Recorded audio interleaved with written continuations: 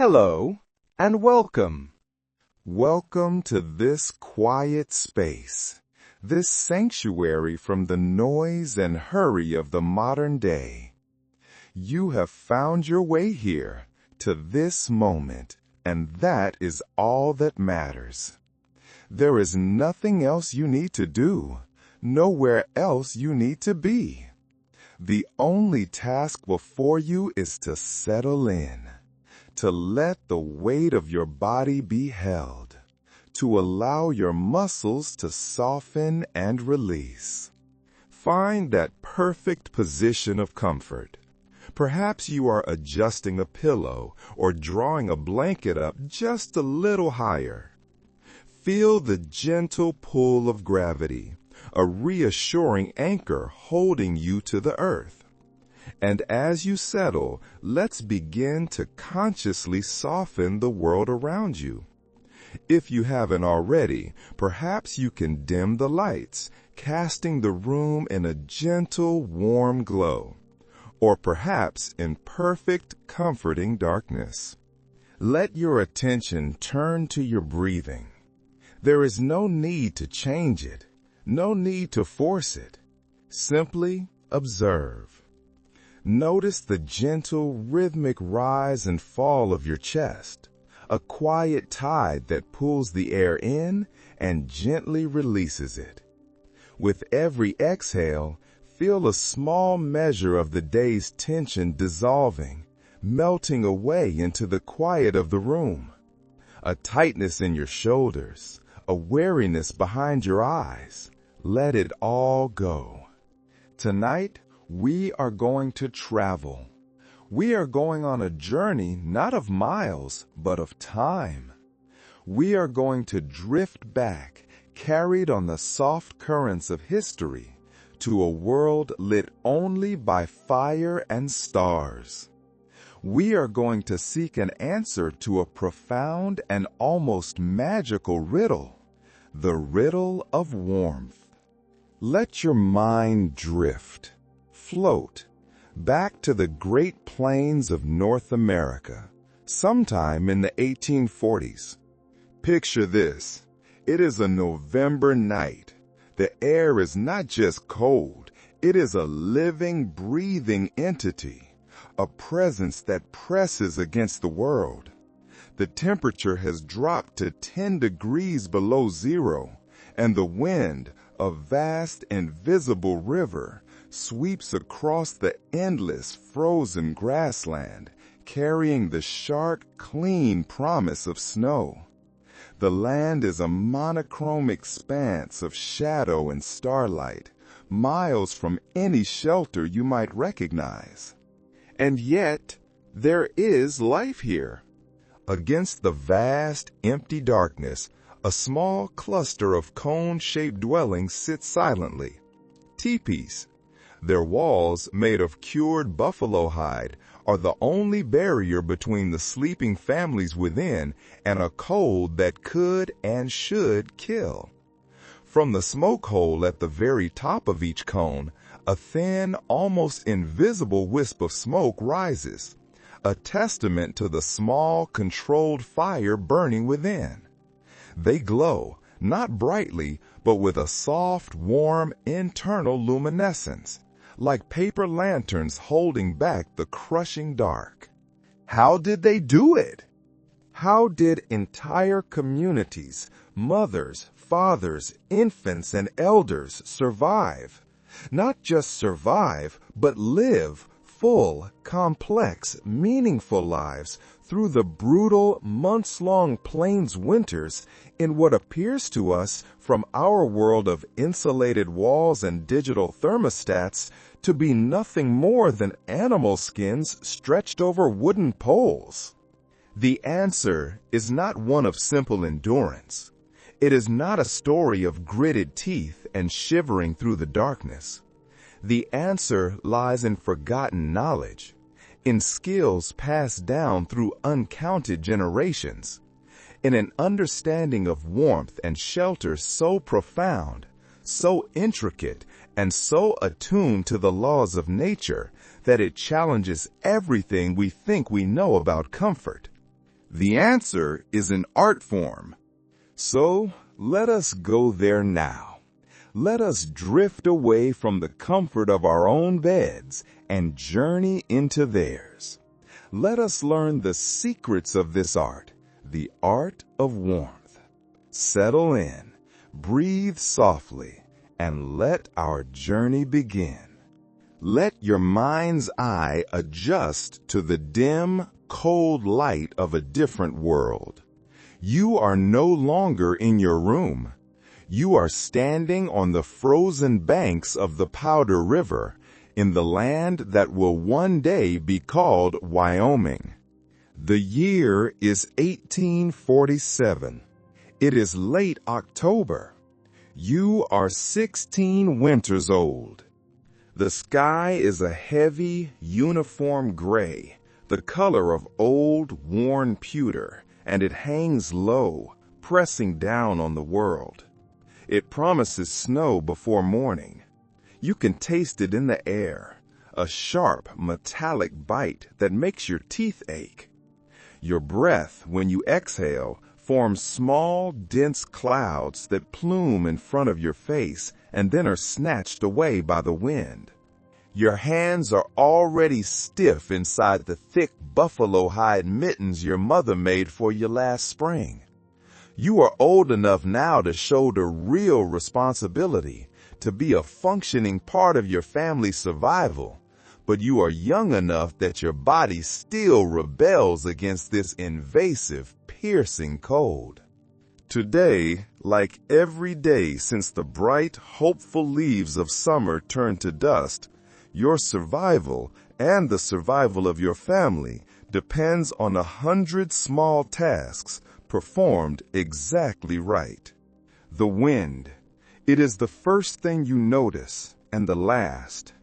It does not gust, it moans.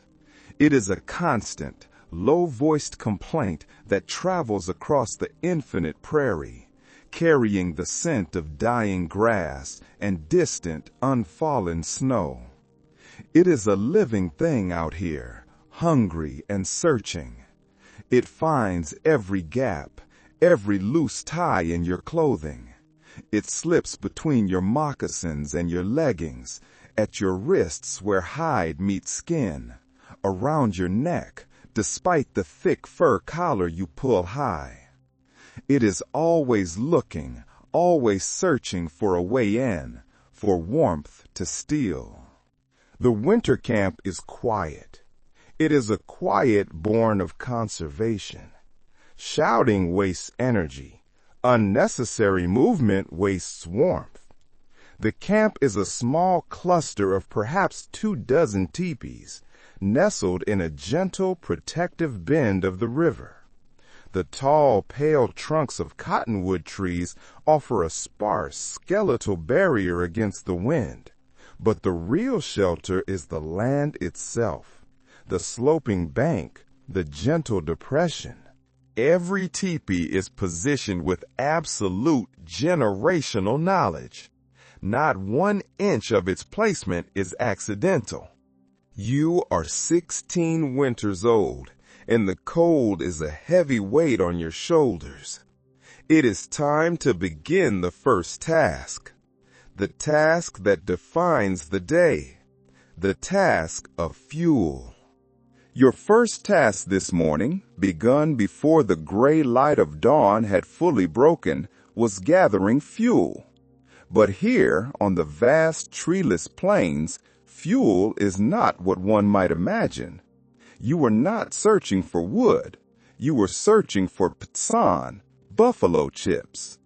You have been collecting them since before dawn. Your parfleche bag, a stiff, folded container of rawhide, growing heavy on your hip.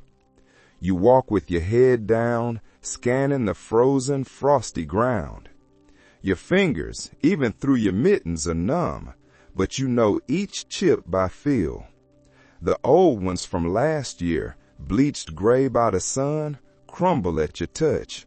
They are useless. The chips that fell in the last rain are too damp, heavy with ice, but you gather them anyway. knowing they will dry by the fire's edge. But what you seek, what your hands hunt for with practiced patience, are the chips from late summer. They are dark, dense, and as hard as wood. These are the ones that will burn slow and steady, that will hold a heat deep in their core, that will keep your family's fire alive through another long 16-hour night. You know, without ever having to think about it, the fundamental equation of this land, waste equals death. Nothing can be wasted. Every scrap of sinew, every piece of bone, every single dried chip of dung has a purpose. You return to the lodge, your lodge, the one your family calls home. From the outside, it is a simple cone, perhaps 15 feet tall, made of 20 buffalo hides stitched together with sinew, stretched over 15 lodge poles. The entire structure, your entire universe, could be taken down, packed onto a travois, and moved in less than an hour. But right now, it is your sanctuary. You pull aside the heavy hide flap that serves as a door and duck inside, into the smoky, warm dark. Your mother is there, kneeling by the fire.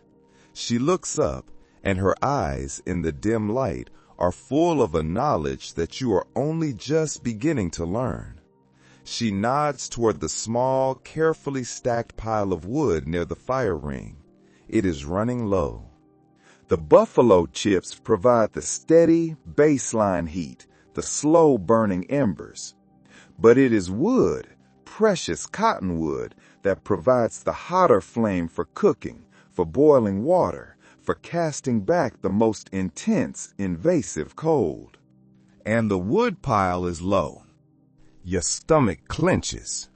Not from hunger, though that too is a constant, quiet companion this time of year, but from the knowledge of the next task. The men, your father and uncles, left 3 days ago, following the tracks of a small, distant buffalo herd. They may return with meat to fill every belly, or they may return with nothing. This means the task of gathering wood falls to you, and this late in the season, the wood close to camp is long gone. You will have to venture farther, maybe a mile or more, to the creek bottom, where the older, dead cottonwoods might still have branches to spare. Your mother nods, a silent understanding. You pick up the heavy leather bag, the one made from an entire deer hide, tanned until it is soft as cloth, but strong enough to hold an armload of frozen branches. The strap cuts into your shoulder through your elk hide shirt. You push the door flap aside and step back out, back into the searching, hungry cold. Walking to the creek means leaving the relative warmth of the camp. It is a strange and subtle thing, the warmth of the camp itself.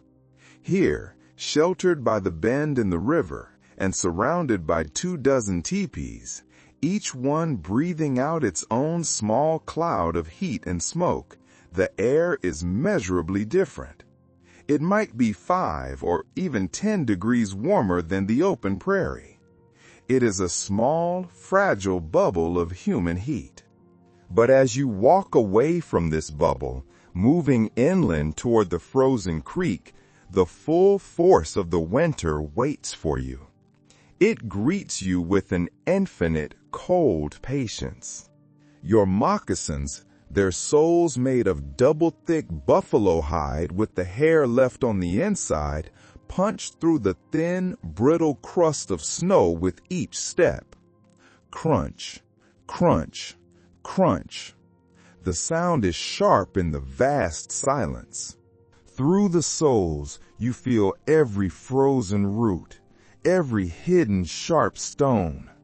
Your feet stay warm only as long as you keep moving. You know from painful experience that standing still for even a few minutes means a deep, aching pain will begin to shoot up from your toes, a cold that feels like it is climbing your very bones. The creek, when you finally reach it, is both beautiful and terrible. Ice has formed in thick, milky sheets along the edges, but the center still runs black and swift. Steam rises from its surface, a ghostly breath, where the slightly warmer water meets air that is well below freezing. The great cottonwood trees that line the bank stand like pale ghosts themselves, their bark white and smooth, their high, naked branches rattling in the wind like old bones. Here you find what you are looking for: deadfall, branches that have broken off and fallen to the ground. Some are as thick as your wrist, others no bigger than your thumb. All of it will burn. All of it is precious. You work methodically, your motions economical, wasting no energy. You break the longer pieces across your knee. The snap of the frozen wood is loud and sharp in the stillness. You load the bag piece by piece, pushing the wood down, filling every space. You continue until the bag is almost too heavy to lift. But you know what this weight means. Weight means warmth tonight. Weight means the fire that will keep your grandfather's old, rattling lungs clear of sickness. Weight means the fire that will keep your baby cousin from the kind of silent, creeping cold that steals infants in their sleep. Weight means the fire that keeps the pot of stew simmering slowly, so there is always something warm to put in an empty belly. The walk back to camp is harder. The bag pulls at your shoulder, making you lean. Sweat, despite the biting cold, begins to freeze in tiny, icy crystals at your hairline. Long before you can see the dwellings themselves, you can see the smoke. Thin, straight streams of white and gray, rising from the lodges, dissipating quickly in the wind. They are the only sign. They are the markers of life, of warmth, of home.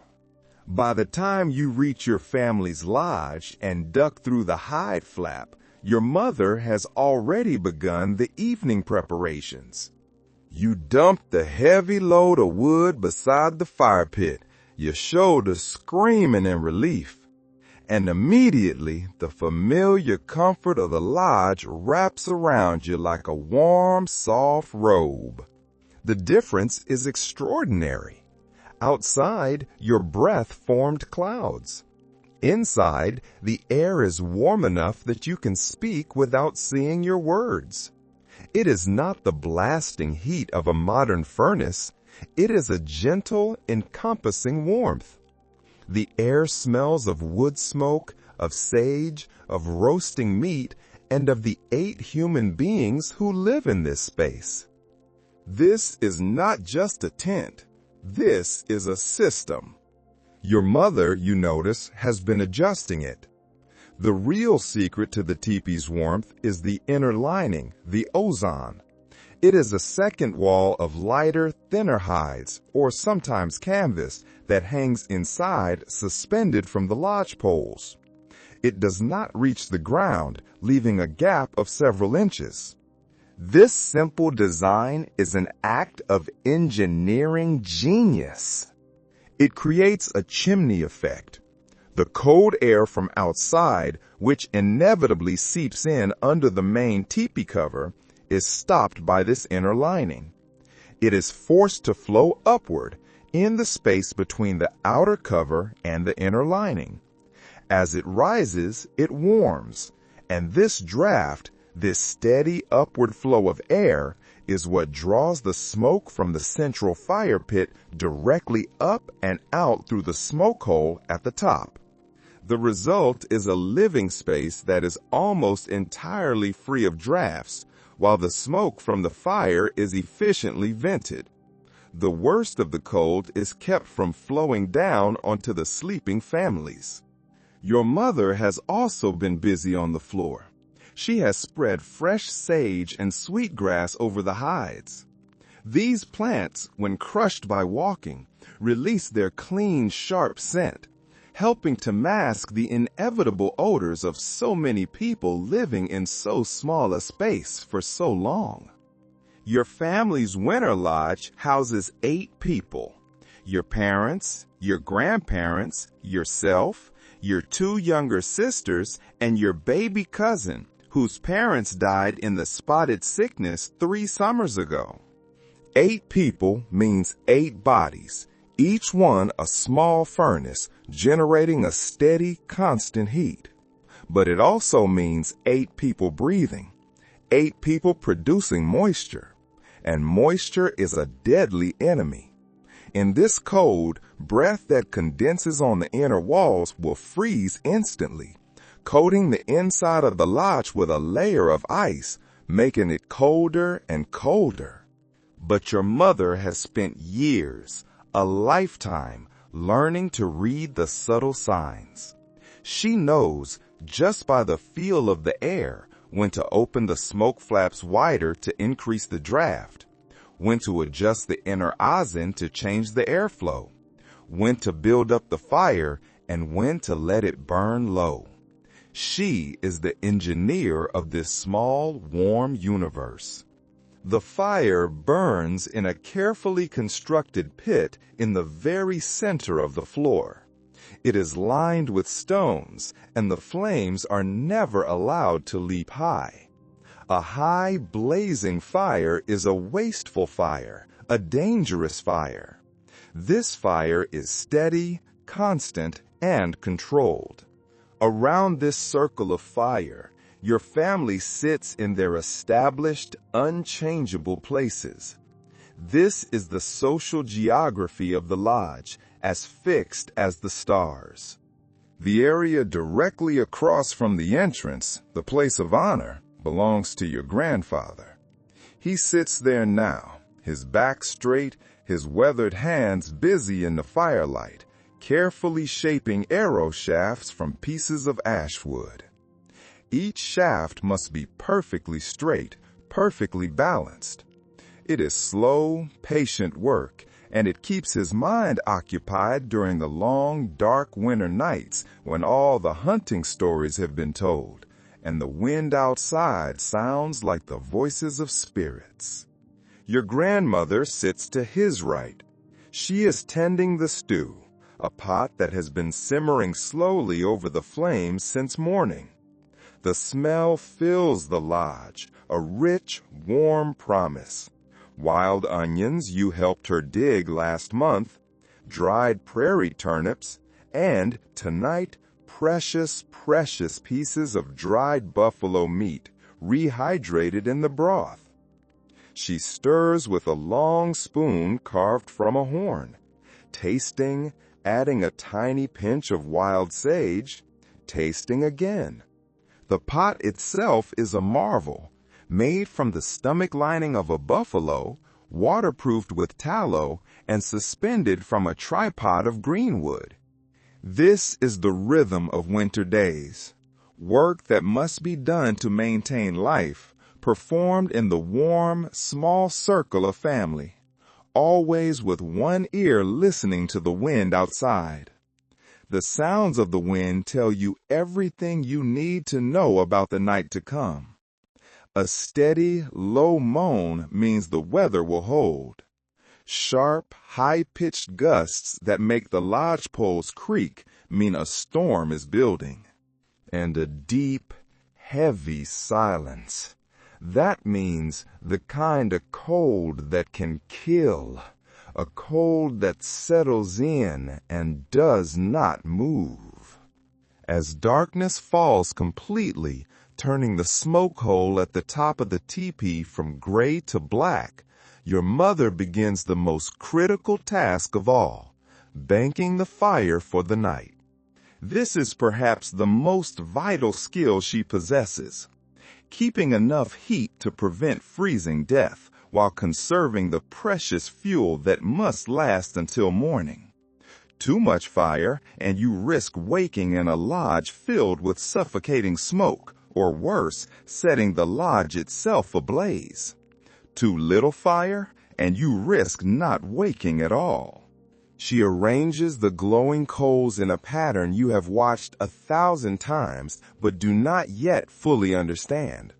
She places the largest, densest pieces of buffalo chip and hardwood where they will burn the slowest. She creates a bed of embers that will hold its heat for hours. Around the fire pit, she carefully places several large, smooth stones that have been sitting in the hot ashes all day. These stones are now saturated with heat, and they will radiate a gentle, steady warmth long after the last flames have died down. Now it is time for sleep. The sleeping arrangements are not random. They are a careful choreography of warmth, sharing, and respect. Your grandfather and grandmother sleep closest to the fire, wrapped in the heaviest, warmest robes. Your parents sleep on one side of the lodge. You and your sisters sleep on the other, with the baby cousin placed carefully between you, a tiny, warm body where she can benefit from the heat of all of you. Each person has their own sleeping robe, a thick buffalo hide with the hair left on, tanned until it is soft and pliable. But these individual robes overlap and connect, creating one large communal envelope of warmth. Your feet point toward the fire. Your head points toward the outer wall, where the cold is most intense. Your body heat mingles with that of your family, a shared resource against the night. Before sleep comes, there are the final rituals. The small, careful actions that ensure survival through the dark hours. Your mother checks the door flap, tying it securely shut against the wind, but leaving just enough of a gap at the bottom to allow the fresh, cold air to be drawn in, to feed the fire's draft and prevent the carbon monoxide from building up. Your father takes the long pole that controls the smoke flaps at the top of the teepee, the two ears that stick up from the lodge. He makes a crucial calculation based on the wind's direction, the fire's intensity, and the outside temperature. He adjusts them, tilting them to block the wind while still creating the perfect Venturi effect to pull the smoke clear. Your grandmother, her voice a soft, dry whisper like rustling leaves, recites the prayers that have been said in lodges like this for more generations than anyone can count. Words of gratitude for another day of life, a request for protection through the dark hours, an acknowledgement of the great, powerful forces of the world, the forces that could so easily sweep all of you away if they chose. You pull your own robe tight around your shoulders. In this moment, you are acutely, vividly aware of the thin barrier between life and death. 20 feet away, on the other side of that cured buffalo hide, the temperature is cold enough to kill an exposed person in hours. The wind, which now sounds like a living, howling thing, could, if it wished, tear apart the structure that shelters you. The fire, the small, glowing heart that keeps you alive, could just as easily burn everything you own. And yet, here in this small, 8-foot-wide circle of warmth, heated by wood and buffalo chips, warmed by breath and bodies and carefully tended embers, life continues. Your youngest sister, already half asleep, tells a small part of a story she heard from the old women, her voice soft and drowsy. Your baby cousin makes small, snuffling sleeping sounds. Your grandfather's breathing deepens into the steady, even rhythm of dreams. Outside, the wind carries the clean, sharp scent of snow and the promise of a storm that might last for days. Inside, the fire settles into a steady red glow. The heated stones radiate their stored warmth into the dark. And 8 people, 8 souls, maintain this tiny, fragile pocket of comfort in a world that seems designed to extinguish all traces of life. This is what survival looks like. Not the dramatic, loud struggles of movies and books. It is the quiet, constant, daily vigilance of people who understand that comfort is temporary, that warmth must be earned every single day, that the difference between life and death often comes down to whether someone remembered to gather enough fuel, whether the fire was banked correctly, or whether the smoke flaps were set to meet the wind. You close your eyes and listen to the familiar sounds, the soft whisper of robes being adjusted, the murmur of your parents' voices, the soft snap and hiss of the dying fire. Tomorrow will bring the same challenges, the same cold, the same careful balance of tasks. But tonight, surrounded by the people who share your life and your fate, you are warm enough. The last thing you hear before the darkness of sleep takes you is your grandfather's voice, barely a whisper, offering one last thanks. Thanks to the spirits of the buffalo, who gave their hides for your shelter, their dry dung for your fire, their meat for your strength. In the morning, if you are lucky, you will wake to do it all again. As the embers of that one imagined life settled into glowing memory, let us drift, soft and slow, toward another story. A story not imagined, but remembered. A story preserved in the careful, patient words of a woman who lived these winters, who possessed this knowledge in her bones, and who, in her old age, chose to share its secrets before they vanished forever from the world. Her name was Wahini. She was of the Hidatsa people, but the white traders and the government men, they called her Buffalo Bird Woman. She was born in the year 1839 along the banks of the Missouri River. She lived through 82 winters, 82 cycles of cold and darkness, warmth and survival. And in her final years, in the early 1900s, as the world she had been born into was fading into history, she sat with anthropologists and historians, and with infinite patience, she translated a lifetime of knowledge, a library of survival, into words that could be written down, into concepts that her listeners could barely grasp. Picture her in 1918, an elderly woman, her face a beautiful map of time, her hands that remembered everything, hands that remembered the exact tension needed to scrape a buffalo hide, the precise angle for sewing a waterproof seam with sinew, the feel of cottonwood bark between her fingers as she gathered it for her horses in the deep snows. She speaks slowly, choosing each word with care, knowing that she is one of the last. one of the last people who learned these skills not as a history lesson, but as a child, as naturally as breathing. Her voice, even in translation, carries the weight of witnessed history.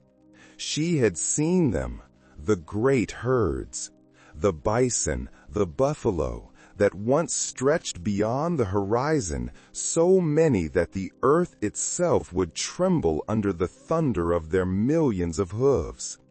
She had watched them, in her lifetime, disappear, watched them vanish into memory and into museum exhibits. She had lived through the treaty years, the reservation years, the boarding school years, the years that tried with systematic effort to erase everything she knew, everything she was. And yet, here she sits, determined that the knowledge should survive, even if the way of life could not. The teepee, she tells her listeners, was not just a shelter. It was not a tent. It was a system, a complete, sophisticated, and brilliant system for living. Let yourself drift back with her. Let her voice guide you. Back to a winter when she was 12 years old, staying with her Lakota relatives out on the western plains. The year was 1851. Her people had been invited to join a great winter hunt, following the herds that still, at that time, darkened the prairie like moving storms. She remembered the preparation, the work that began not in the cold, but in the late summer under a hot sun. Not just the hunting and the drying of meat, but the careful, painstaking selection and treatment of the hides that would, months later, become their winter lodges. The buffalo cow hides, Wahini explained, the ones chosen for the teepee covers, had to be perfect. Absolutely perfect. No holes from arrows or lance points, no scars from battles with wolves, no weak spots where parasites had damaged the skin. The selection process itself was an art form. Experienced women, she said, could determine a hide's suitability from 50 paces away. They could read the animal's age in the grain of the hair, its health in the color and texture of the raw skin. They preferred the hides of cows that had lived 3 to 5 winters. These animals were old enough to have thick, strong, durable hides, but not so old that the skin had begun to lose its vital elasticity. The hides of the great bulls, she said, were different. They were thicker, heavier, but less pliable. They were used for other things. For the ground coverings inside the lodge, for storage containers, for the heavy-duty reinforced soles of winter moccasins. They were used for items that needed raw strength more than flexibility. My grandmother, Buffalo Bird Woman recalled, could look at a freshly killed buffalo and know immediately if its hide would make a good lodge cover. Her grandmother, a woman named Corn Silk, a woman whose own grandmother had been present at the first strange treaty meetings with the explorers Lewis and Clark. Corn Silk had learned the art of hide preparation from women who remembered a time before metal tools, a time when everything was accomplished with implements of stone and bone and wood. Corn Silk, Wahini said, could grade a buffalo hide by touch alone. Her weathered, calloused fingers could read the skin, feeling for thickness, for elasticity, for the subtle signs that meant this hide would shed water, This hide would hold its shape through wind and snow. This hide would last through the kind of winter that killed. The process of turning that raw, bloody hide into a piece of sophisticated shelter took weeks of intensive, grueling labor. First came the fleshing. The hide was staked out on the ground, hair side down, or stretched on a wooden frame. And the women would kneel for hours, scraping away every last particle of meat and fat. They used tools made from the sharpened leg bones of a buffalo or from its ribs. Buffalo Bird Woman remembered, as a young girl, her hands would be raw and bleeding by the end of each day. But this work could not rush. It could not be done carelessly. Any small bit of fat left on the hide would turn rancid, and it would rot the skin from within. A small patch of rot in the middle of a blizzard could become a hole. A hole could mean death. The fleshing tools themselves were marvels of engineering, shaped from the leg bones of mature bulls and sharpened to a precise angle that could remove the flesh and fat without cutting, without slicing through the precious hide itself. Different bones served different purposes. Broader tools for the initial rough scraping, narrower, finer ones for the detail work around the edges and in the creases where fat liked to hide. Each woman owned several sets of these tools, carefully maintained, sharpened on stones, and jealously guarded. They were often passed down through generations, from mothers to daughters. After the fleshing, after the hide was scraped clean, came the braining. This was the chemistry. This was the magic that transformed the stiff, raw, board-like hide into something supple, soft, and waterproof. The women would rub the hide, work into its very fibers a paste made from the buffalo's own brain, mixed with bone marrow and sometimes with the leaves of the prairie sage. This process was repeated over and over for several days. We now understand the science. The buffalo brains contain natural enzymes, emulsifying agents that break down the proteins and the glues that make an untreated hide stiff and brittle. Mixed with the marrow fat, these enzymes penetrated deep into the skin's fibers, creating a leather that would remain soft and pliable even after being repeatedly soaked by rain and dried by the wind.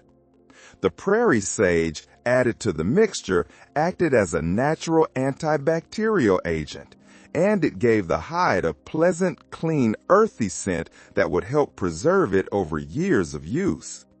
The hide had to be worked every single day while it was curing, Buffalo Bird Woman explained. Her aged voice, recorded on a wax cylinder, still carried the memory of her aching muscles. If you let it sit too long, she said, it would stiffen and crack. If you worked it too fast, it would tear. Everything had to be just right, or your family would freeze.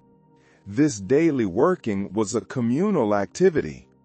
In the late afternoons, when the heat of the day was fading, but there was still enough light to see clearly, the women would gather. They would stretch the curing hides on wooden frames and work them with smooth, heavy stones, or twist them, or pull them gradually, painstakingly, breaking down the fibers molecule by molecule until the leather became as soft, as pliant as a piece of cloth.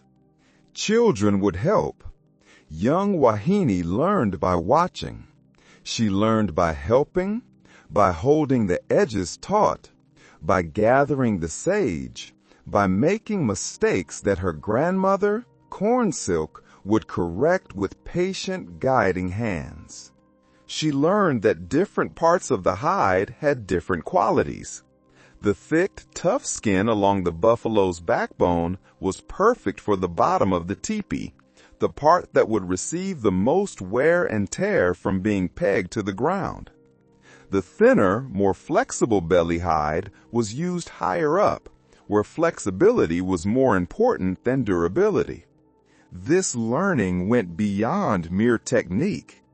Each step, every part of the hide-making process was accompanied by stories, by songs, by prayers. This gave the work a meaning that went far beyond its practical function. Buffalo Bird Woman learned that the animals gave their lives, their very skin, to provide shelter.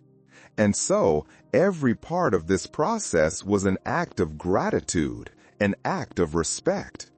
Waste was not just impractical, it was spiritually offensive.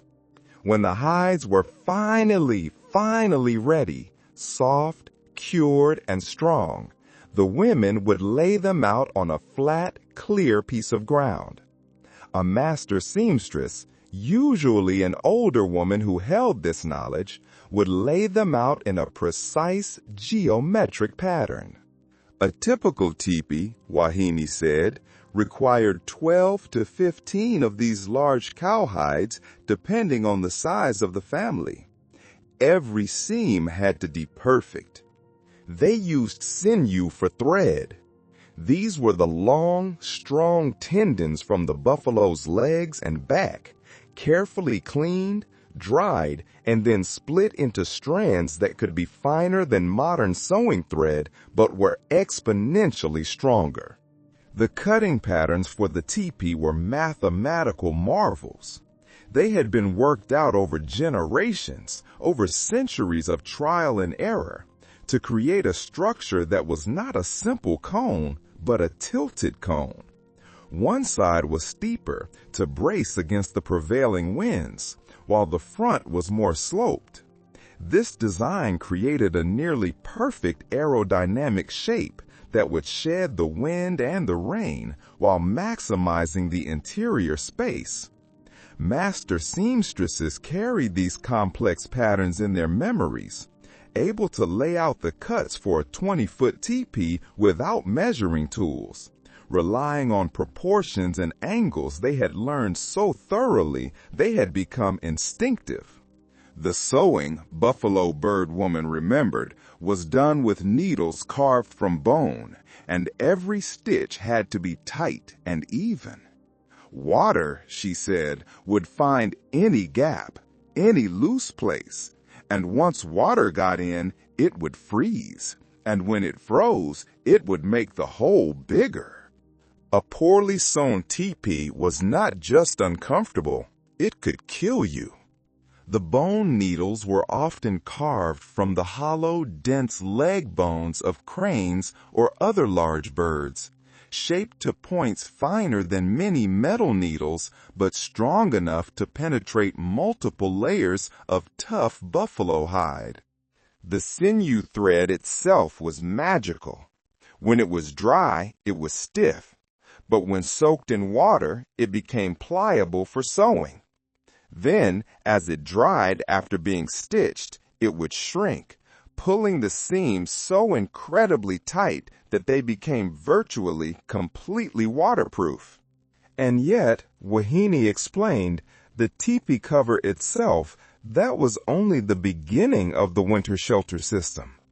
The real secret, she said, the secret that separated comfort from misery lay in the inner lining, the ozone. As we heard in our imagined journey, this was a second wall that hung inside the lodge, creating that crucial airspace, that insulation barrier. It forced the cold air entering at the bottom to flow up between the two walls, creating the draft that carried the smoke out, while keeping the living space, the inner sanctum, warm and clear and calm. This ozone system, this simple addition of a second interior wall, represented one of the most sophisticated examples of passive climate control ever developed by any people anywhere in the world. and the women who managed it, Wahini explained, were engineers. My grandmother taught me, she said, to adjust this lining every day. Too tight against the outer wall and you lost the airspace that kept you warm. Too loose and the cold air would spill into the lodge instead of flowing up and out. You had to read the wind, the temperature, the way the fire was burning, and you had to adjust everything perfectly. Buffalo Bird Woman's voice, when she told these stories, would often grow quiet, drifting back across the decades to a specific night, a specific memory. She remembered one night during that winter of 1851 with her Lakota relatives. A night when the temperature dropped so low, so fast, that their water containers, buffalo porches filled with water, froze solid. Not just on the edge of the lodge, they froze solid despite being kept near the fire. The wind howled across the prairie, not with a moan, but with a sound like a high-pitched scream. The thick, 20-foot lodge poles of the teepee, she said, creaked and swayed, groaning like the masts of a ship in a terrible storm. That night, she watched her adopted grandmother, a Lakota woman named Singing Crow, perform the intricate, life-saving dance of winter survival. First, Singing Crow tended the fire. She didn't build it high.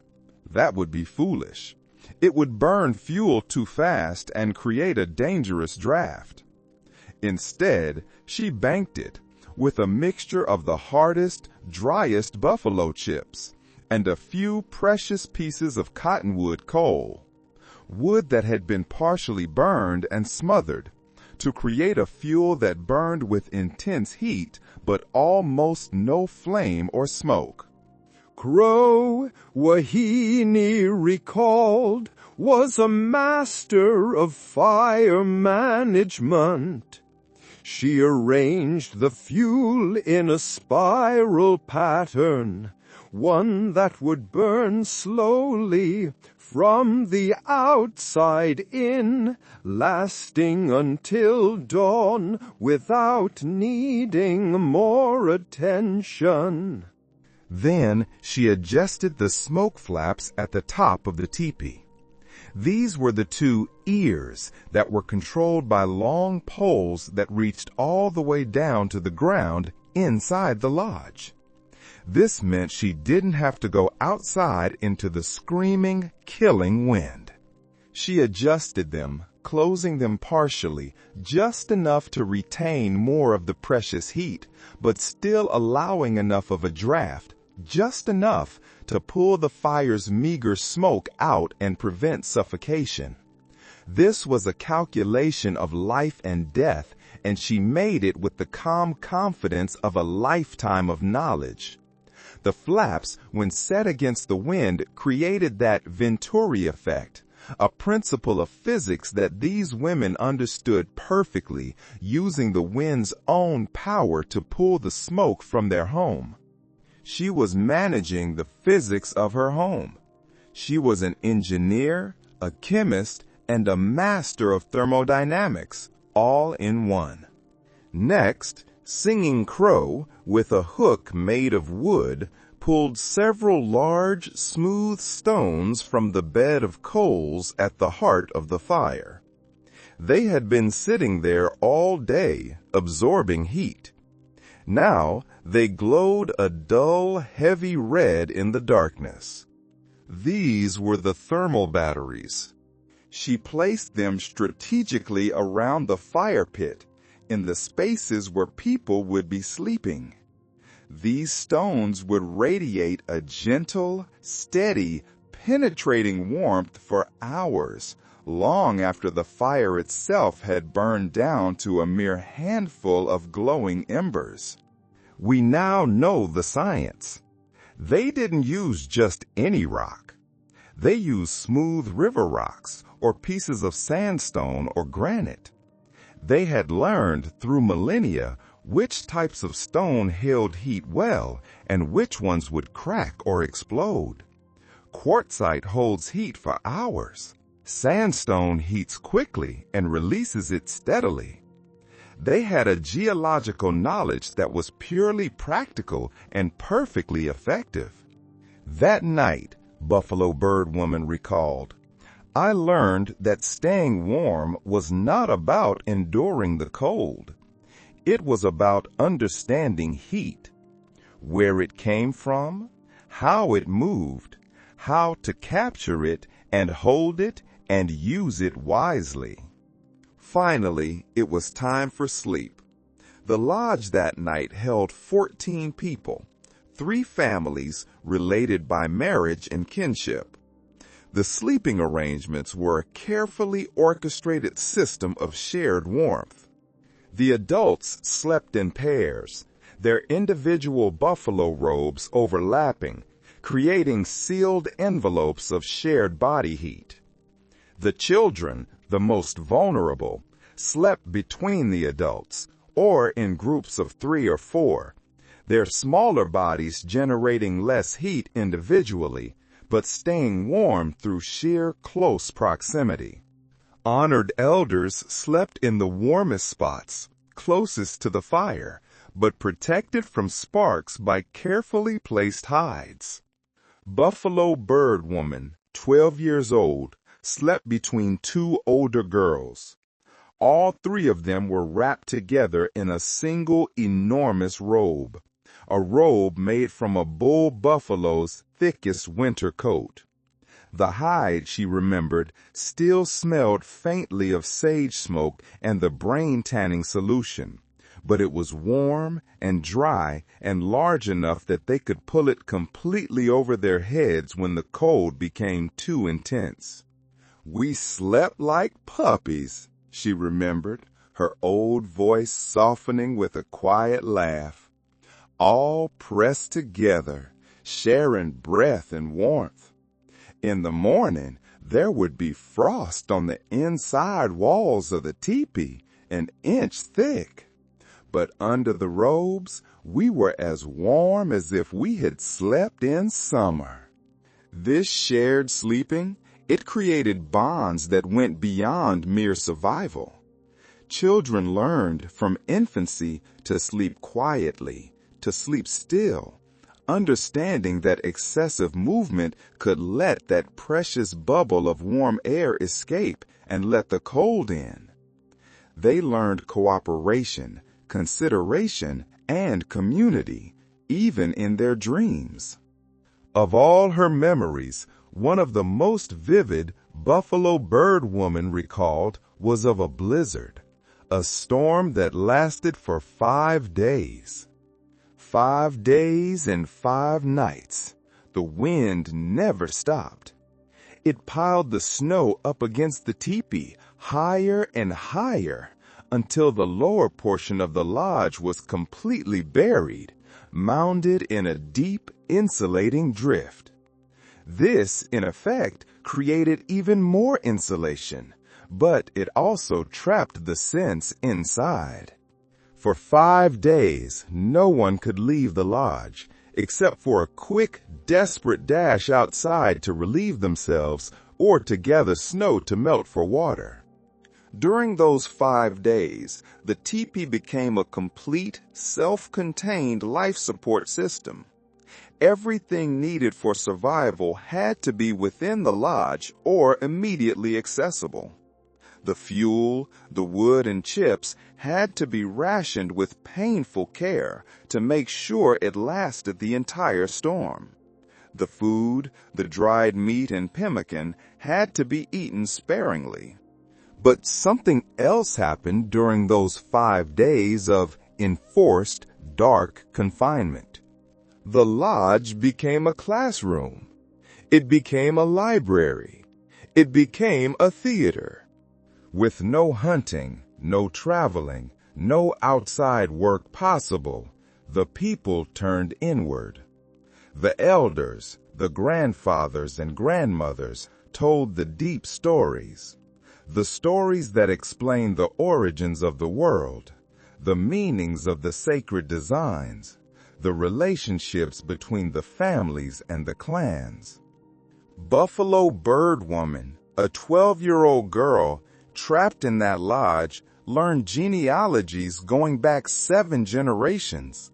She learned the stories attached to every painted design on every parfleche bag, every beaded pattern on every moccasin. She learned the prayers that were said for different kinds of weather, for different kinds of hunts. She learned which stories could only be told in the winter, when the earth was sleeping and the spirits were close. This storm, this period of intense danger, was transformed into an opportunity for cultural transmission, a time when the deepest, most essential knowledge of the people was passed on. That storm, Wahini reflected, taught me that winter was not just about staying warm. It was about staying human. The cold, she knew, could freeze your body, but the darkness, the isolation, the hopelessness, that could freeze your spirit. The teepee, the lodge, had to be a place where people could live, not just survive. It had to be a place where human relationships could flourish, where culture could be maintained, where hope could be sustained, even in the darkest, coldest times. When the storm finally passed and they dug their way out of the lodge, the world was transformed. It was a landscape of dazzling, blinding white. The snow drifted 20 feet high in some places. It looked completely foreign. But the teepee had held. The fire had burned. The people had survived. And life continued. Buffalo Bird Woman lived through 68 more winters after that great storm. She lived long enough to see the world change completely. She saw the disappearance of the great herds, the coming of the reservations, the gradual, forced abandonment of the old ways of living. Those 68 winters spanned one of the most dramatic and traumatic periods of change in human history. She watched the ancient, flowing rhythms of nomadic life give way to the harsh, straight-line constraints of reservation boundaries. She saw the buffalo reduced to scattered remnants and then to nothing at all. She witnessed the arrival of the railroads, the establishment of military forts, the coming of missionaries and government schools that tried to teach her grandchildren that everything their ancestors knew was primitive and savage and wrong. In her final years, she lived in a government-built house, a log cabin with a wood stove and glass windows. The men who wrote down her stories asked her about this. They asked her to compare the two, the teepee and the cabin. The government houses, she admitted, were certainly easier in some ways. They required less daily attention, less physical labor to heat, but they were also more dependent. They were dependent on external resources, on manufactured iron stoves, on cut lumber or coal that had to be purchased or hauled from distant, dwindling sources.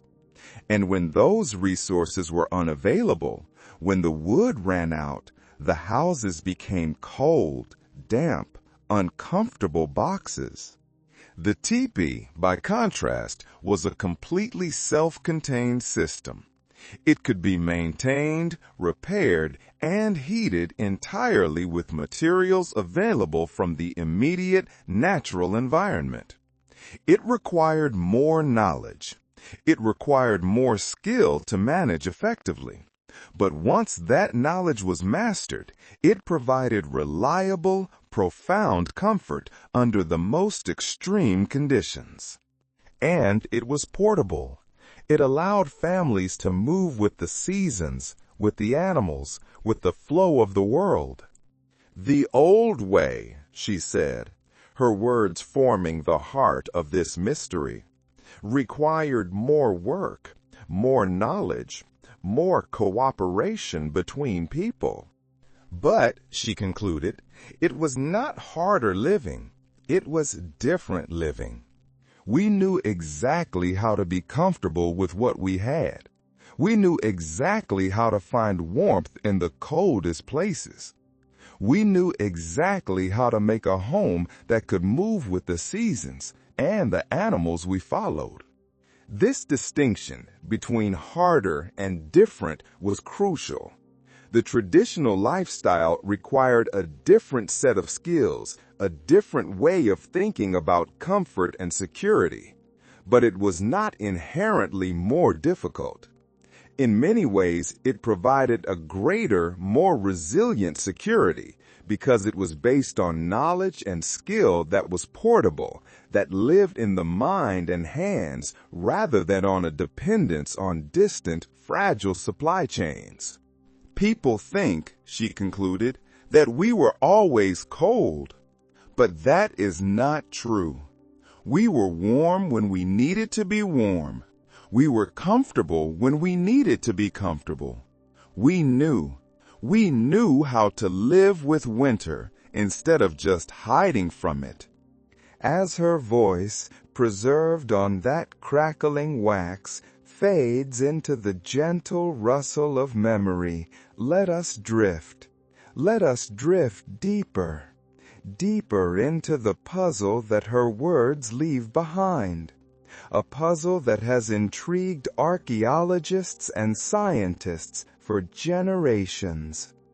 As Buffalo Bird Woman's voice fades into the quiet spaces of memory, let us drift deeper, deeper into the puzzle that has intrigued and baffled archaeologists and anthropologists for generations. How did structures so seemingly simple, so fragile, create microclimates so perfectly suited to human survival?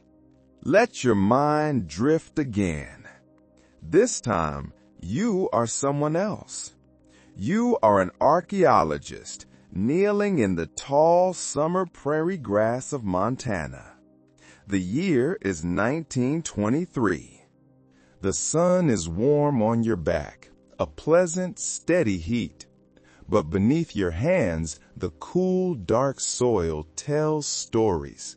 Stories of winter nights so cold they seem, to your modern mind, impossible to survive. Here, scattered across a gentle, sloping rise above a creek bed, you find the evidence of a winter camp.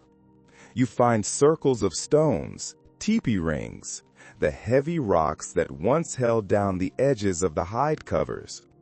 You find fire-blackened earth, and you find fragments of a puzzle that modern science is only just beginning to understand. Your trowel, its edge sharp and clean, scrapes gently against something hard, another stone, but this one is different. Unlike the angular field stones scattered naturally across the prairie, this rock bears the unmistakable signs of human selection. It is a smooth, ovoid shape, a river rock, one that fits perfectly in cupped hands. It has a density that speaks of hours spent absorbing and radiating heat. And it has subtle hairline scorch marks, a whisper of flames and family gatherings lost to time. An ethnographer working beside you, an older man who has lived with the local tribes, points to a large ring of stones, nearly 40 feet in circumference. "Large family lodge," he murmurs, his voice full of reverence.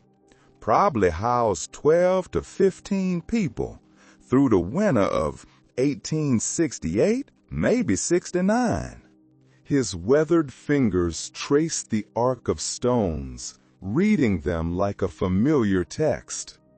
But as you, the archaeologist, brush the soil away from the central fire pit, the questions multiply like shadows in the evening light. The fire ring, it is surprisingly small, barely 3 feet across. And this is the mystery. This is the riddle. How could a modest blaze, a fire this small, keep a space large enough for 15 people, warm, comfortable, alive, when the outside temperature dropped to 30 or even 40 degrees below zero? The mathematics seem impossible. The physics of it seemed to defy everything you thought you knew about heat and shelter and thermodynamics. Your modern understanding suggests that a fire this size in an uninsulated tent would be adequate for perhaps 3 or 4 people in mild weather. Yet, the historical accounts, the journals of traders, the oral histories, they all describe large families living in relative comfort around just such fires, through Montana winters that killed cattle by the thousands and froze rivers solid for months.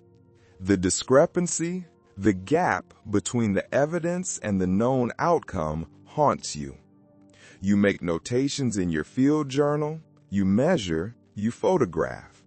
But each note is an admission of how much remains unknown about the technologies that sustained human life on these northern plains for millennia. The organic materials, the hides, the wooden poles, the intricate ozone linings, they have long since returned to the earth. All that is left are these stones, this fire-stained soil, and the persistent, nagging question. How did it work? The first clue, you begin to realize, lies not in the lodge itself, but in its placement. As archaeologists have studied hundreds of these winter campsites, a pattern has emerged, a pattern of scientific, unerring precision. The tipis were never placed randomly across the landscape. They were positioned with a knowledge of microtopography, of thermal geography, that is so sophisticated it rivals modern meteorological science.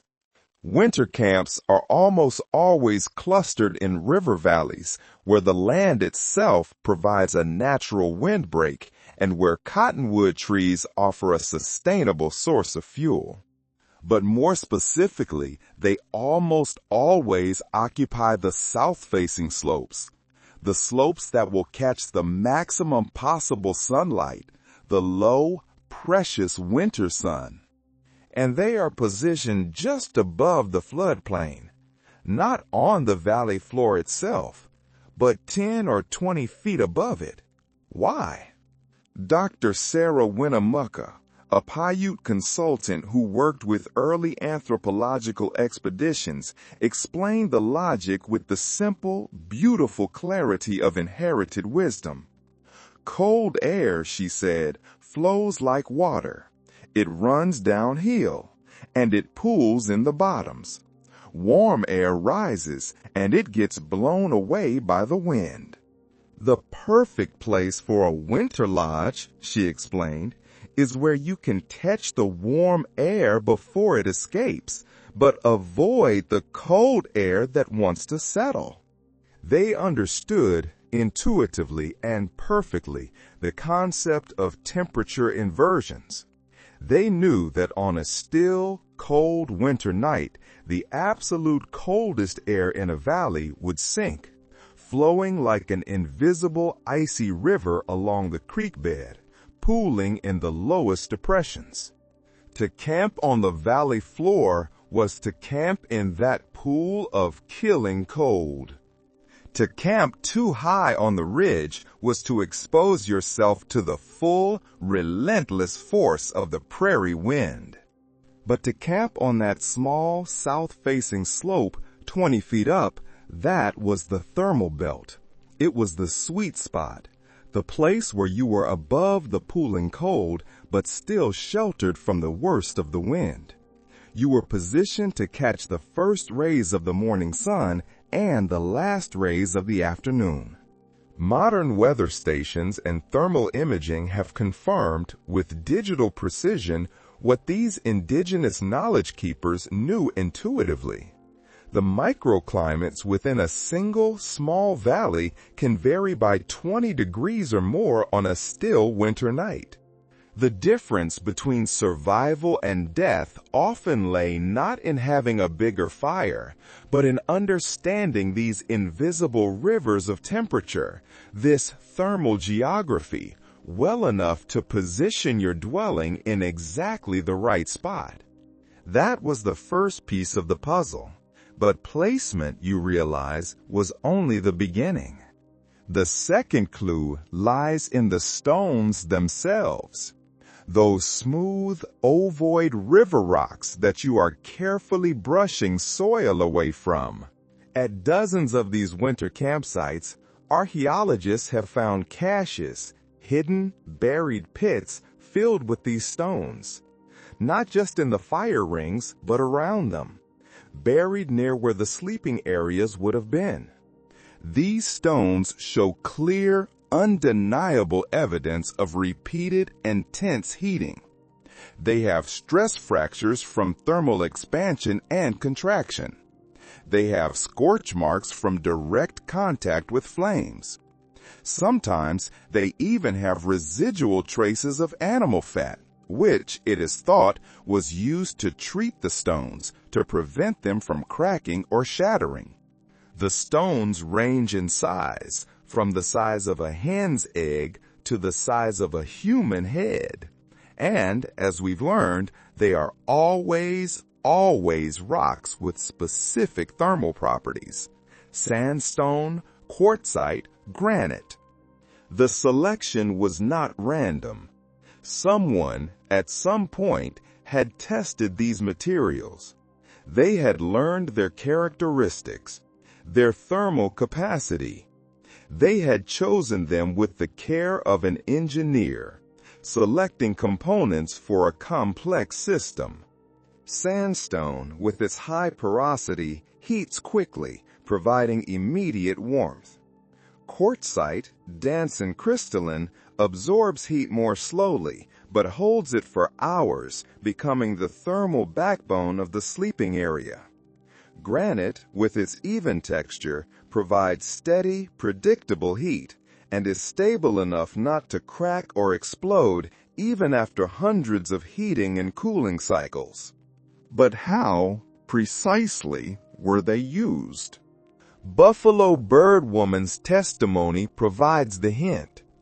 "The grandmother stones," she said, "slept with us in the coldest months."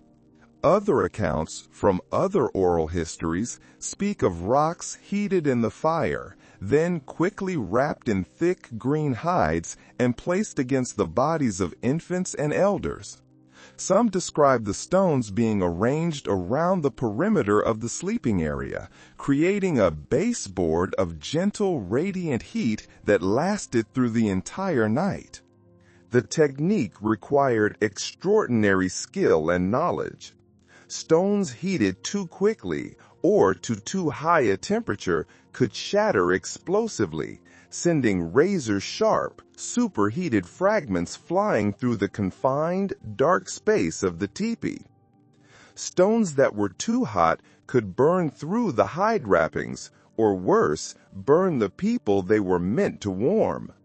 The temperature had to be judged by eye, by the color of the stone in the firelight. A deep, steady red spoke of perfect heating. A bright, angry orange warned of dangerous overheating. Judged by sound, by the sharp hiss the stone made when a droplet of water was flicked onto its surface. This was not a primitive technology. This was a sophisticated, high-stakes system of thermal mass storage. It was a way of capturing the fire's energy, storing it in a stable, solid medium, and releasing it slowly, exactly where it was needed for hours after the fire itself had died down. And yet, the archaeological evidence suggests something even more sophisticated, something that was perhaps deliberately hidden from European observers, or was simply so commonplace that it seemed unremarkable to the people who used it.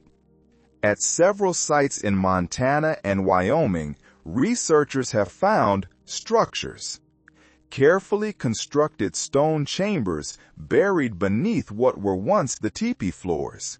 Stone-lined pits filled with these grandmother stones connected to the central fire pit by small, carefully constructed channels or trenches that seemed designed to conduct heat underground. If these installations are what they appear to be, they would have created a system of radiant floor heating, a system that would warm the very earth itself, turning the ground of the sleeping area into a massive, low-temperature thermal battery, a battery that would release its gentle, pervasive heat slowly, steadily, all through the night. The engineering principles involved are remarkably complex. The stone-lined channels would have created convection currents, drawing the hottest air from the fire pit down into these underground chambers, where it would heat the stored rocks before rising back to the surface. This system would have operated on the same basic principles used in a Roman hypocaust or in modern geothermal heating, but it was adapted to the mobile, nomadic lifestyle of the Plains peoples and constructed entirely from materials available in the natural environment.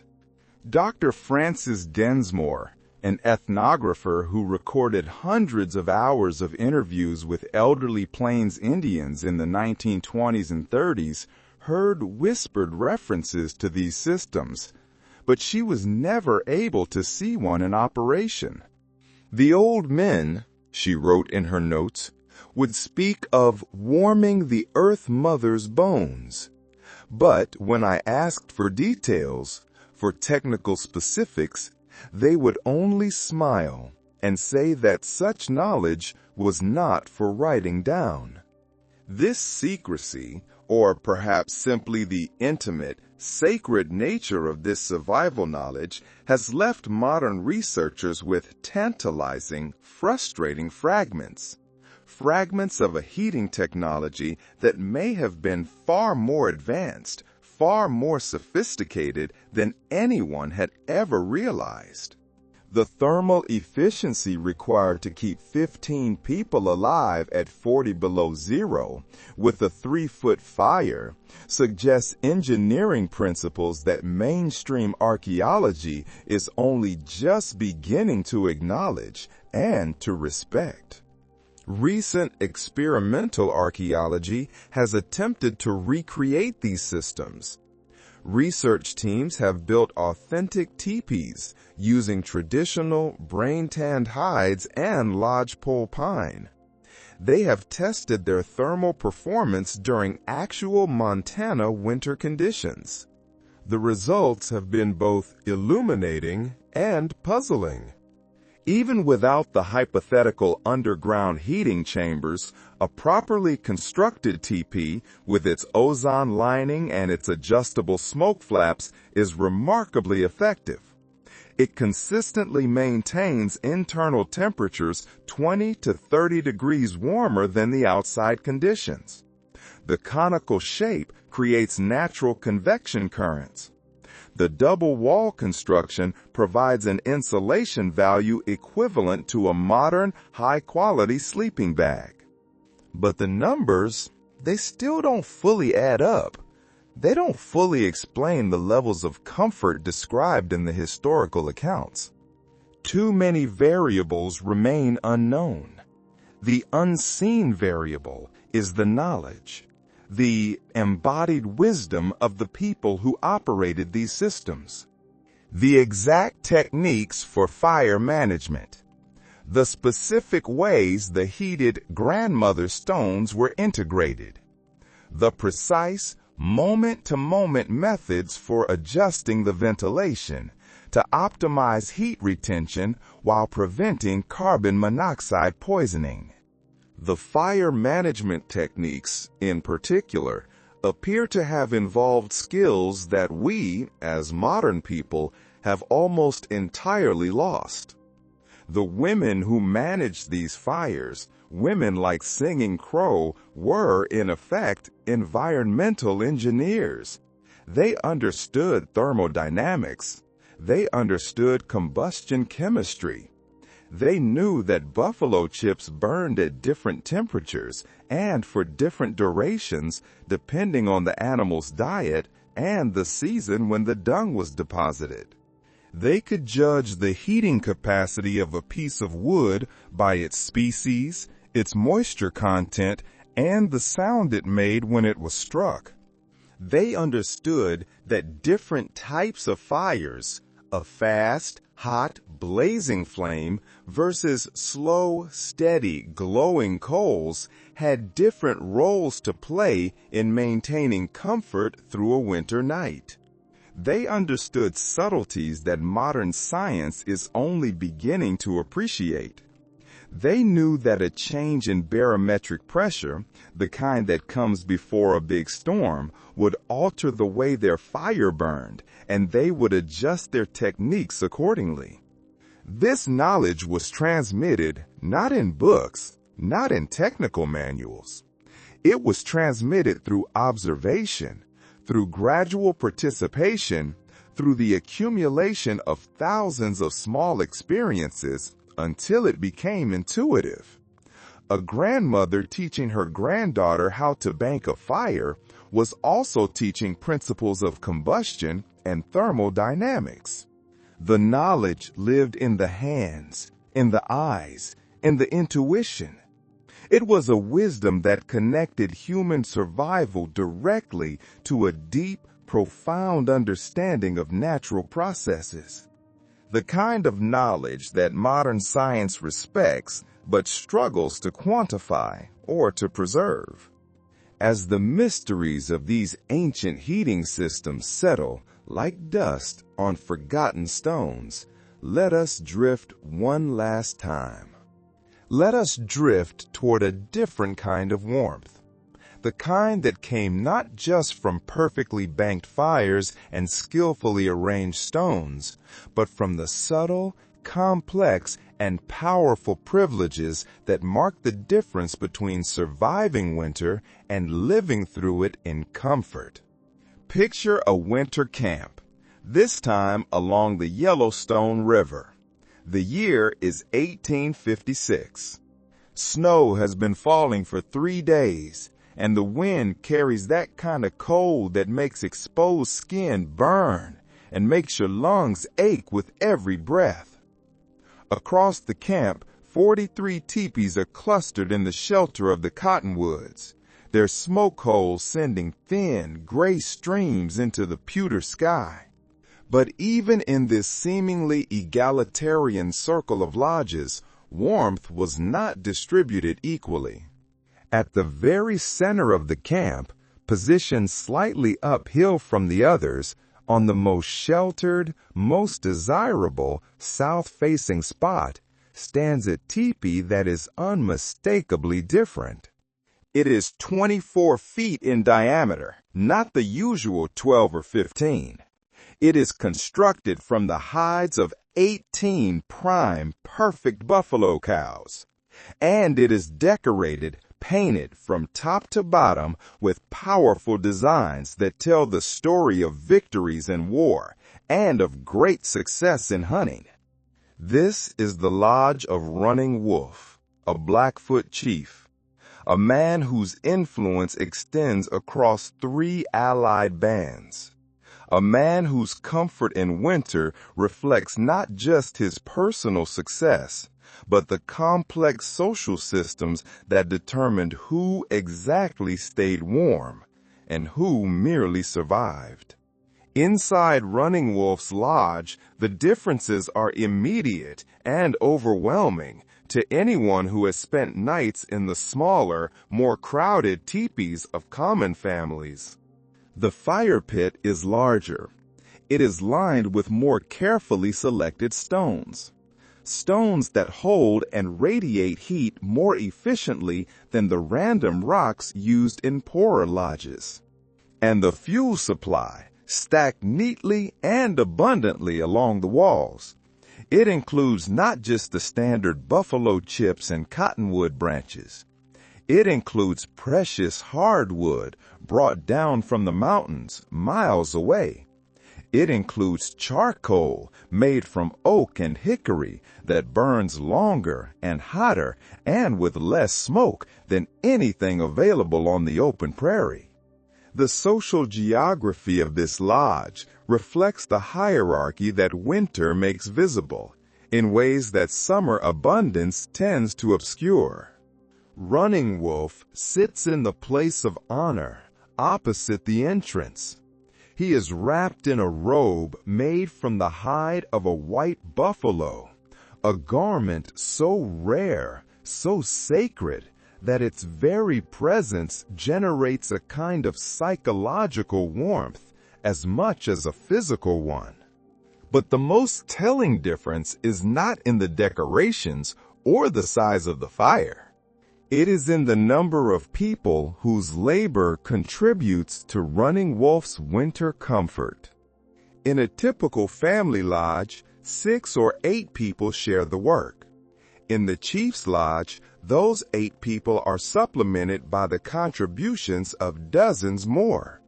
Young men from families allied to Running Wolf arrive throughout the day with gifts of firewood, having traveled miles to find the best, most perfect fuel.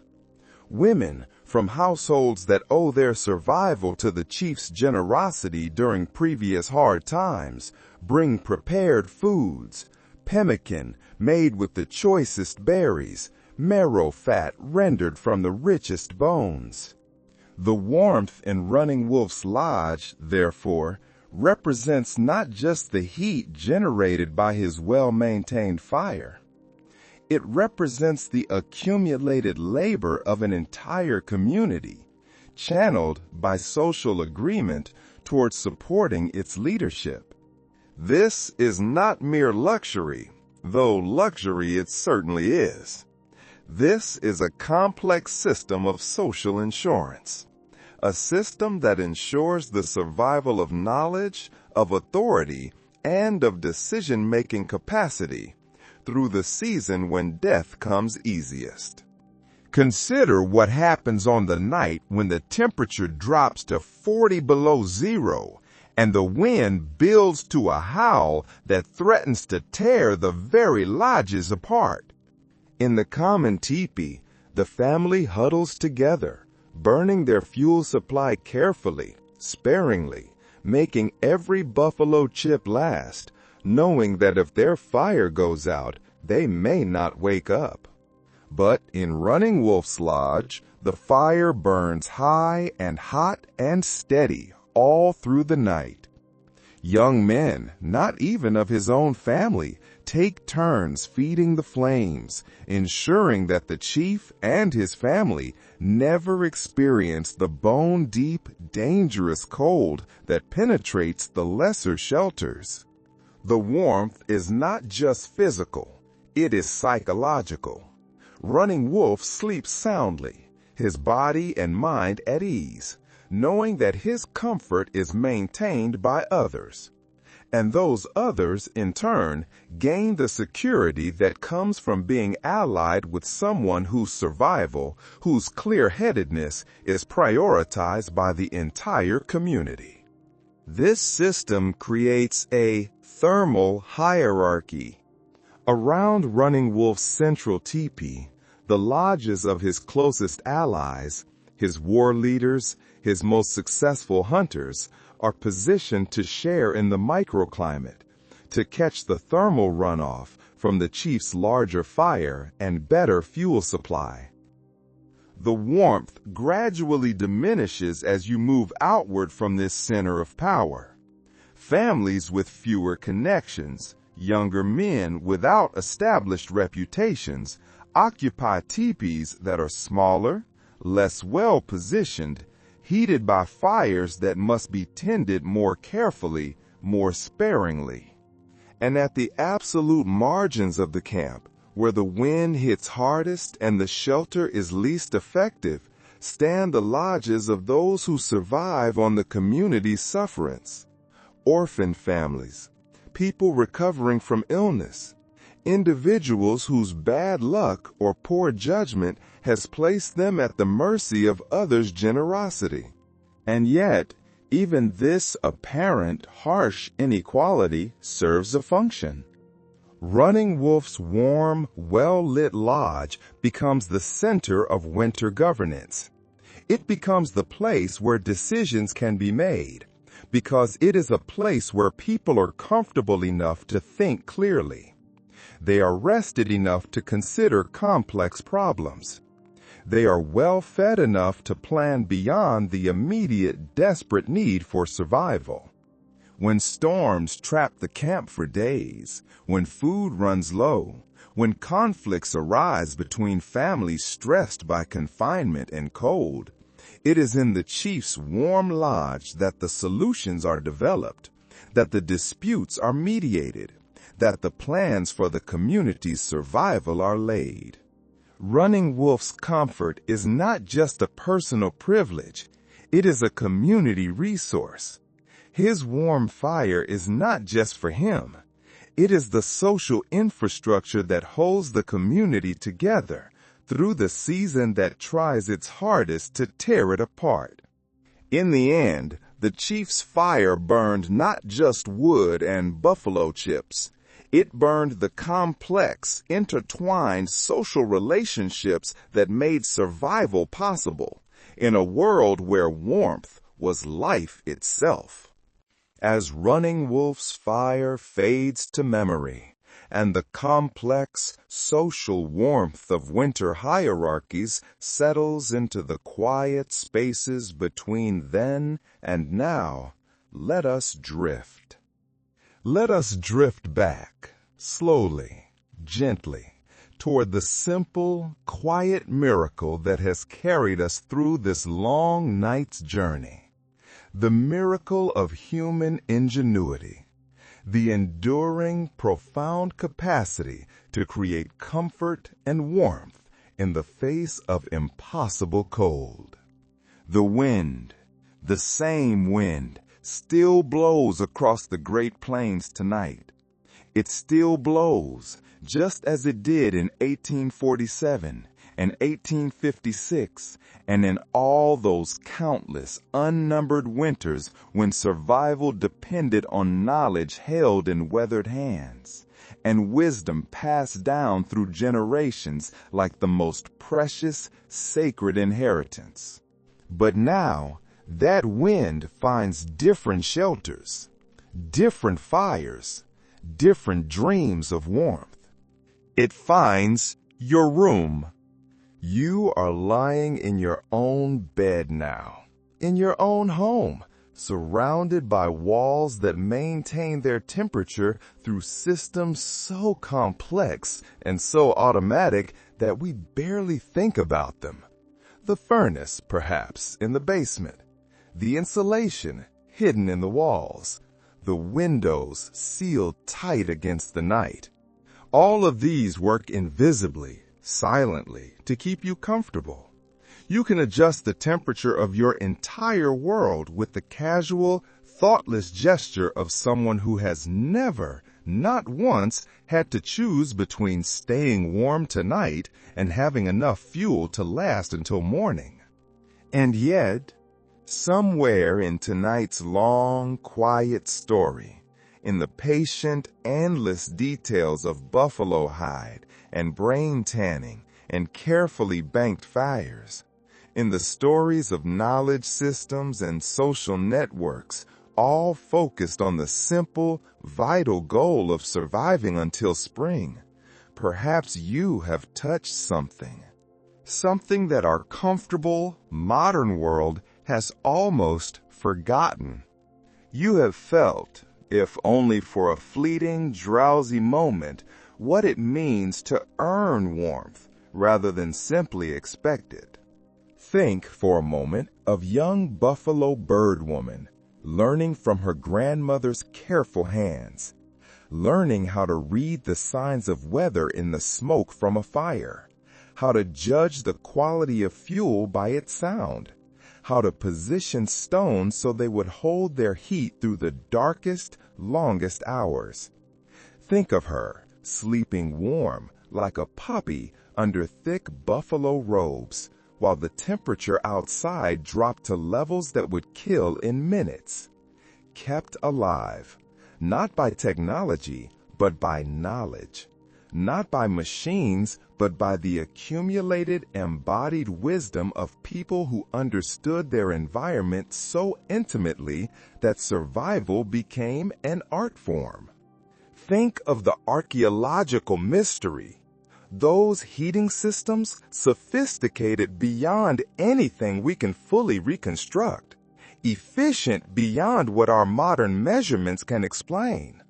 Somewhere in the pattern of those fire-stained stones and carefully positioned lodge circles lies the evidence of engineering principles that modern science is still trying to understand.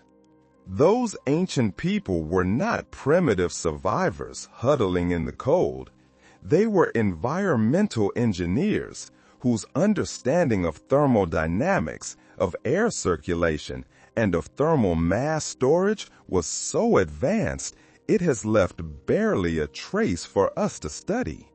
And think of Running Wolf in his warm lodge, surrounded by the complex networks of obligation and reciprocity that turned individual survival into community resilience. His comfort was not selfish luxury, it was social infrastructure. His warm fire was not just a personal privilege. It was the center, the warm, beating heart around which the entire camp's survival strategy was organized.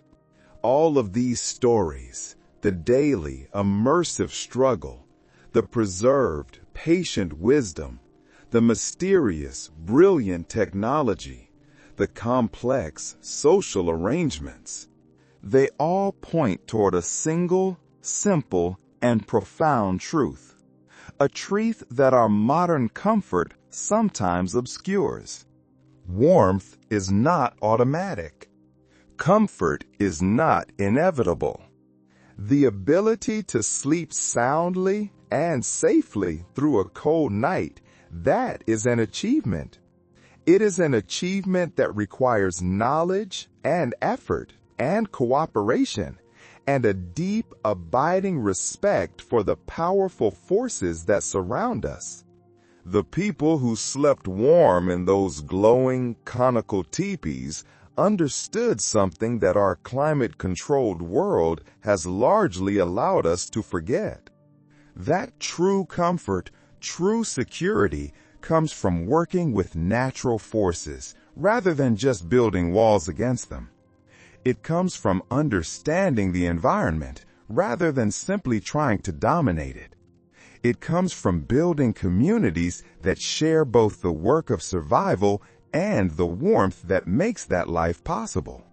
But perhaps the deepest lesson of our long, quiet journey tonight lies not in the specific techniques of teepee heating, but in the simple, hopeful recognition that human ingenuity, when it is pressed by necessity and when it is guided by accumulated wisdom, can create miracles.